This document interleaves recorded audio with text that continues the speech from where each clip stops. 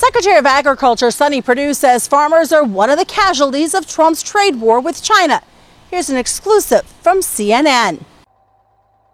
It's a sunny day in Iowa for the Great Tractor Ride. A welcome sight after heavy rains last week brought more flooding to farmlands. Secretary of Agriculture Sonny Perdue brought his own tractor up for the ride and a message from the president. President Trump has a lot of respect for farmers and ranchers across this country. He appreciates your patience. He understands it is tough out there. The U.S. has been in a trade war with China for almost a year. Farmers have felt the brunt of it, with tariffs driving down their crop prices. Is the American farmer the casualty in this trade war? I think they are one of the casualties there of the trade disruption, yes.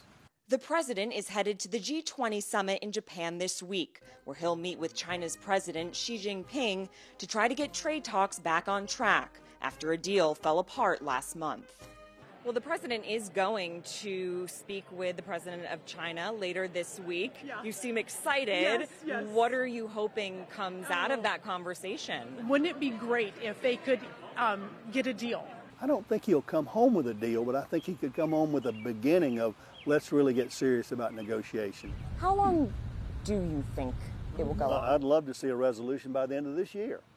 But that might be too long for some. Farm bankruptcies are up 20% last year, the highest in almost a decade. We have to pay the bills. We can't just keep going. The bank isn't going to keep letting us go, right? You know, you got to get to that point where you say, okay, what do we do now? Thanks to CNN for that interview. I'm Susan Littlefield on the Rural Radio Network. This is Mike. Mike likes his car. Mike likes to save money. And Mike likes to breathe. So Mike fills up with E15 with 15% American ethanol. The clean octane in E15 gives Mike the performance he wants from his engine and the clean air he wants for his family. Better yet, E15 costs less at the pump.